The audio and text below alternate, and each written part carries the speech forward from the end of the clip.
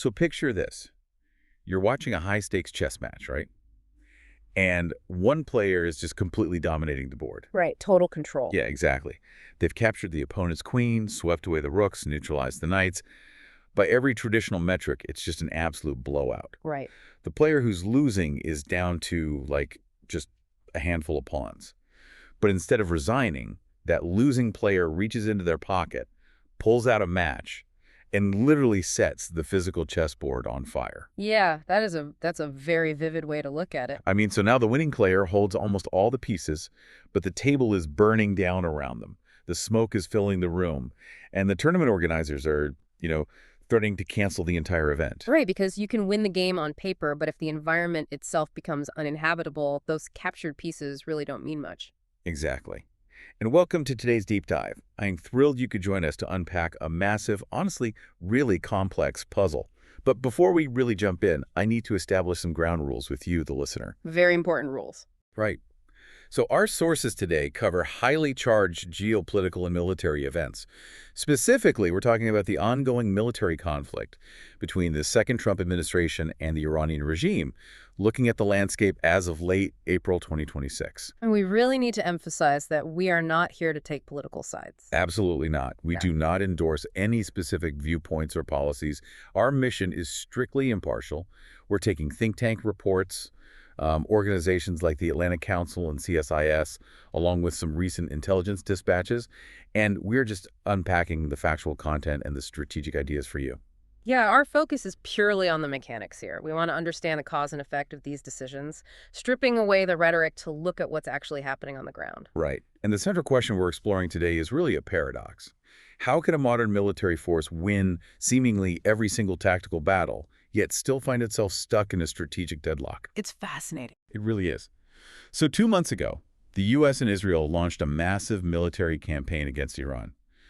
We're going to compare the overwhelming tactical military success of the United States against Iran's asymmetric strategic resistance. And to understand that deadlock, we really first have to understand the sheer scale of that initial blow. Yeah, let's break that down. So we're looking at February 28th, 2026. Right. The U.S. and Israel launched what was designated Operation Epic Fury. Epic Fury. Yeah. And the underlying framework there was a maximum pressure campaign designed to force a rapid culmination. They used a kinetic decapitation strategy, basically assuming that if they hit hard enough and fast enough, the regime would fracture and just fold. Okay, so let's talk about what that actually looked like on the ground. Okay. Because in just the first 12 hours of Epic Fury, coalition forces executed over 900 individual strikes. 900, yeah. It's staggering. And these were using advanced precision munitions to systematically dismantle the country's infrastructure. So they targeted air defense networks, command centers, but they also went after the industrial backbone. Right, the steel plant. Yeah, I was reading about the strikes in the Mobaraka and Khuzestan steel complexes. They didn't just bomb the warehouses. They specifically targeted the steel-making furnaces. Which is highly deliberate. I mean, it requires some explanation. A steel furnace is literally the heat engine of industrial military production. Right. If you destroy the furnace, you don't just stop work for a few days. The slag cools down. Oh, and it hardens. Right. Exactly, it hardens. The internal refractory linings are completely destroyed. The core infrastructure has to be entirely rebuilt. Intelligence estimates indicate it'll take a minimum of 6 months just to repair those specific furnaces. Wow. Yeah, they're degrading Iran's ability to manufacture replacement parts or new weapons at the absolute source. So that covers the hardware. Yeah. But the coalition also went after the leadership.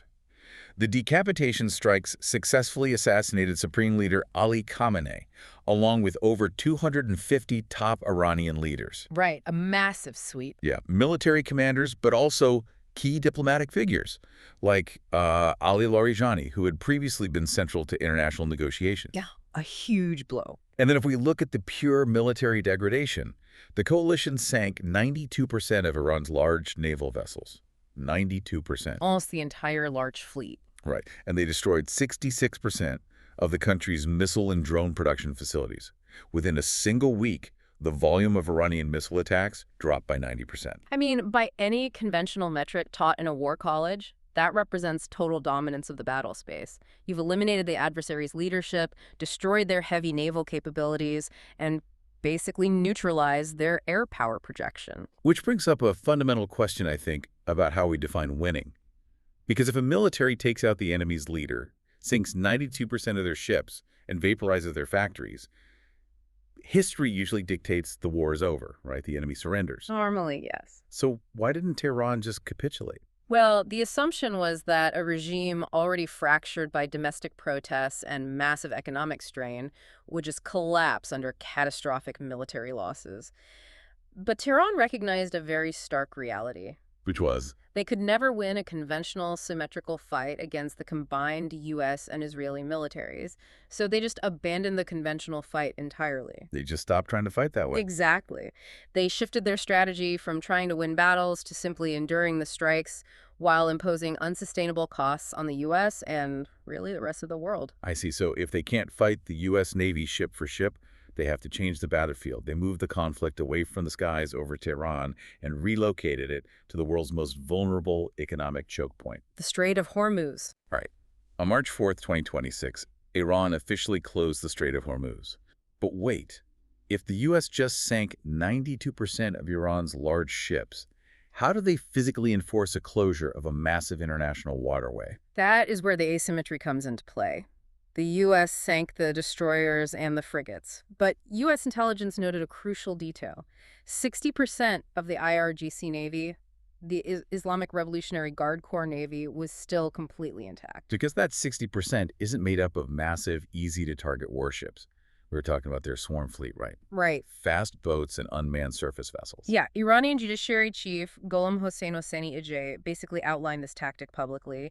These small, shallow draft boats are hiding in maritime caves and natural rock formations on Faroe Island. Wow, literally in caves. Literally. They don't need deep water ports or massive naval bases that can be easily bombed. They just sit camouflaged in the rocks waiting for a commercial vessel to approach. And then what? Then they dart out, conduct a saturation-style attack, or, quickly lay a string of naval mines and retreat back into the coastal geography, which forced the U.S. to issue a shoot-and-kill order against Iranian small boats. So they're locked in this blockade for a blockade stalemate. It's like, imagine a heavyweight boxer stepping into the ring, but instead of facing another boxer, he's suddenly surrounded by a swarm of hornets. That's a great analogy. Right. The boxer has infinitely more knockout power.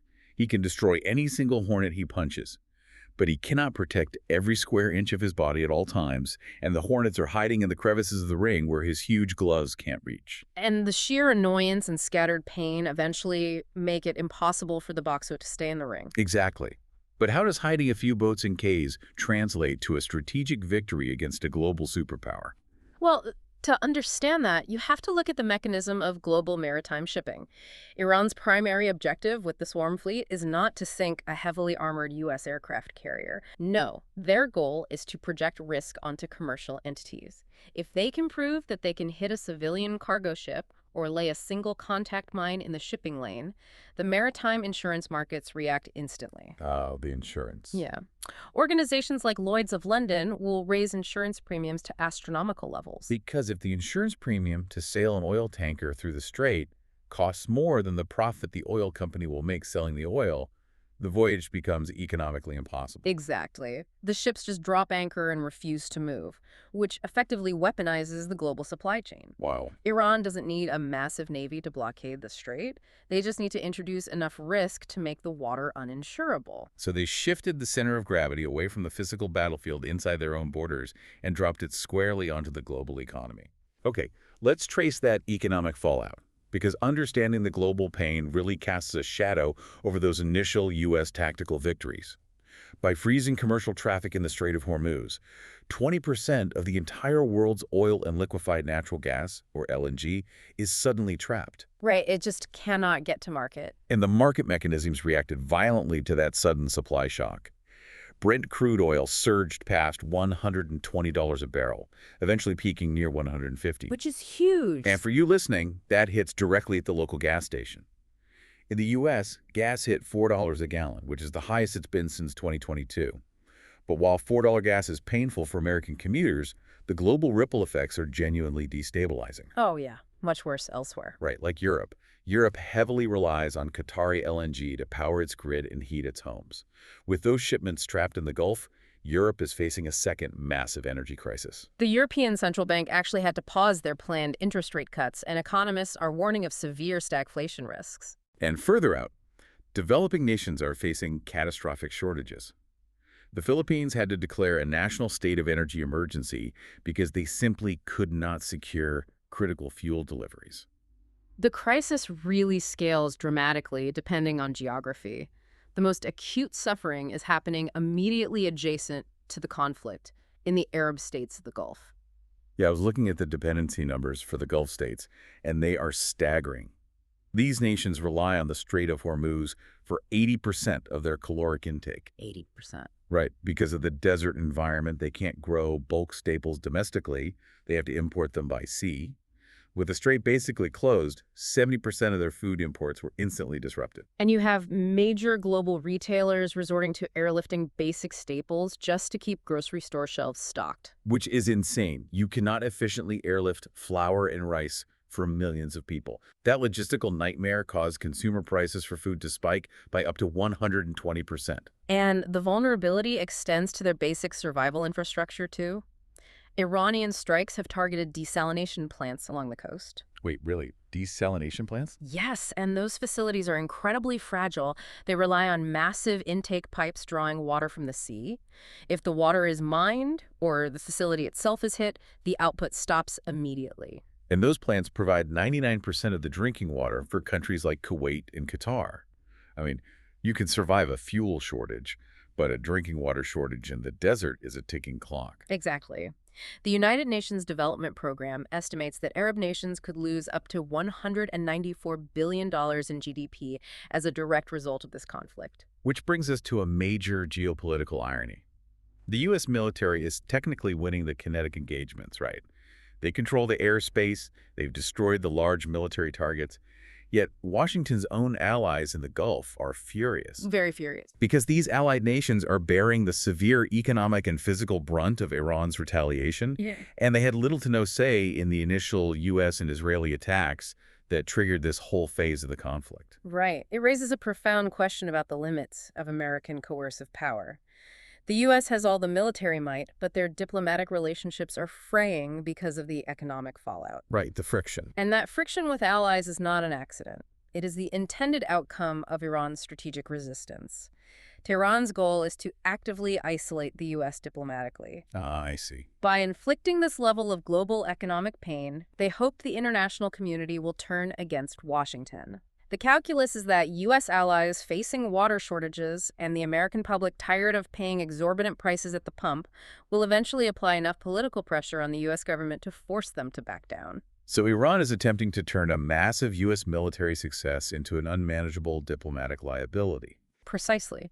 And meanwhile, the U.S. is bleeding resources to maintain this stalemate. They're forced to fire highly advanced, difficult-to-replace Patriot interceptors and Tomahawk missiles just to swat down relatively cheap Iranian drones and protect the airspace over the Gulf. They're burning through strategic stockpiles at an unsustainable rate. Exactly. But we also have to look at the political fallout inside Iran itself. The original premise of maximum pressure was that decapitating the leadership would soften the regime or cause it to collapse. Right, that was the theory. But instead, assassinating Ali Khamenei and those 250 leaders seems to have triggered an institutional hardening. It's a textbook study in unintended consequences. When you remove an established power structure so suddenly, you create a vacuum. And in this case, the vacuum was not filled by a democratic uprising or moderate reformists. We're now looking at what analysts have termed the IRGC regency. Because removing the old guard effectively sidelined the pragmatic politicians. Figures like President Masoud Pezeshkian and Parliament Speaker Mohammad Bagher Ghalibaf. They were politicians who, theoretically, might have been open to negotiating an off-ramp to stop the economic bleeding. Yeah, but with the leadership wiped out, the hardline Islamic Revolutionary Guard Corps essentially executed a soft takeover of the state apparatus. And this IRGC regency is currently led by Major General Ahmad Vahidi, right? Yes. This represents a fundamental shift in the regime's core philosophy. Vahidi and his inner circle are pushing to consolidate power around Mujtaba Khamenei, the late supreme leader's son. Right. More importantly, Vahidi's faction prioritizes ideological purity and military resistance over any economic considerations. Because the pragmatists within Iran have warned that the $300 billion in economic losses from this war will just destroy the country's future. But Vahidi has dismissed those concerns entirely. His faction is fully willing to risk a continued, grinding war of attrition and a total naval blockade. They view the extreme economic pain not as a reason to surrender to U.S. demands, but as a test of their revolutionary endurance. Which makes them essentially impossible to negotiate with. Yeah. Especially since the U.S. assassinated key diplomats like Larijani. Exactly. And that transitions us to really the most dangerous blind spot of this entire geopolitical puzzle, the nuclear program. Yes. Because the primary stated objective of many of these U.S. military campaigns has historically been to neutralize Iran's ability to develop a nuclear weapon. Yet, as a direct result of the war, the International Atomic Energy Agency, the IAEA, has been completely locked out of Iran's nuclear facilities for over 8 months. 8 months, wow. Iran categorically refuses them access, citing the ongoing military attacks as justification for closing their doors to international inspectors. Okay, let's contextualize what that means. Based on IAEA reports from before the conflict started, we know Iran had accumulated 440.9 kilograms of 60% highly enriched uranium. Right. For anyone wondering, 60% enrichment means you have already done the most difficult, time-consuming scientific work. Moving from 60% to the 90% needed for weapons-grade material is comparatively fast. Very fast. And the intelligence community is monitoring satellite imagery showing regular, unexplained vehicular activity at the Isfahan tunnel complex. Oh, wow. Yeah, the profound concern among experts is that Iran might be taking that highly enriched uranium, moving it deep underground into these clandestine, fortified tunnel networks, and quietly assembling a nuclear device while the entire world is distracted by the burning tankers in the Strait of Hormuz. So we have to look objectively at the outcome of this campaign. If the entire point of Operation Epic Fury and the maximum pressure doctrine was to stop Iran's nuclear program and force the regime into a more favorable peace agreement, the kinetic strike seems to have achieved the exact opposite. It really has. The U.S. basically inadvertently forged a hardened, military-led dictatorship that refuses to negotiate, while simultaneously losing all visibility on a stockpile of highly enriched uranium that is now being moved into subterranean bunkers. It embodies the ultimate paradox of this specific conflict. By applying overwhelming, decapitating kinetic force, the coalition shattered whatever moderate factions still existed within Iran's power structure. Right. The resulting IRGC regency is heavily insulated from the economic suffering of the general Iranian public, and they are fully committed to this asymmetric war of attrition. So tactically, Iran's conventional military is a smoldering ruin. Their industrial steel plants are offline, their large warships are at the bottom of the ocean, and their air defenses are pulverized. Yes, but strategically, they have trapped the United States in a high-intensity deadlock. The U.S. cannot force a regime collapse or a nuclear surrender, and Iran cannot lift the economic siege on its own borders. But Iran can ensure that the global economy suffers alongside them. It's a sobering reality check on how power actually functions in the 21st century. For you, the listener, the core takeaway from unpacking the 2026 war is a fundamental lesson about the nature of modern conflict. It really is. It demonstrates that possessing overwhelming tactical military dominance, having the most advanced stealth fighters, the most precise bunker-busting munitions, the ability to obliterate an enemy's conventional forces in a matter of hours, does not automatically translate to a strategic victory. Definitely not. Not if your opponent, even a vastly weaker one, can figure out how to successfully weaponize the vulnerabilities of global economics. If they can hide their vital assets in the rocks, project risk onto commercial shipping lanes, and simply endure the pain longer than the international community can tolerate $150 oil and stagflation, the tactical victories mean very little. I want to leave you with a final thought to mull over, drawing directly on the geopolitical analysis from the Atlantic Council reports we examined. The United States and Iran are currently locked in this exhausting, incredibly costly stalemate. The U.S. is draining its strategic, hard-to-replace stockpiles of Patriot interceptors and Tomahawk missiles just to maintain a defensive posture in the Gulf. So who is the actual winner in this scenario? While Washington is entirely bogged down managing an unsolvable crisis in the Middle East, a passive China is watching the entire situation unfold. Beijing is purchasing deeply discounted Iranian oil that cannot be sold elsewhere, expanding its regional influence, and carefully taking notes on a distracted, militarily depleted United States, right at the exact moment that global tensions are simmering to a boil in the Taiwan Strait. Wow. It brings us right back to that chess match. Yeah. You can capture all of the opponent's pieces and feel like a grandmaster, but if you are so focused on the board that you don't realize the table is burning down around you, you might not notice who is standing in the doorway waiting to play the winner. Exactly. Thank you so much for joining us on this incredibly complex deep dive today. We appreciate you taking the time to explore the mechanics of this conflict with us. Keep questioning the headlines.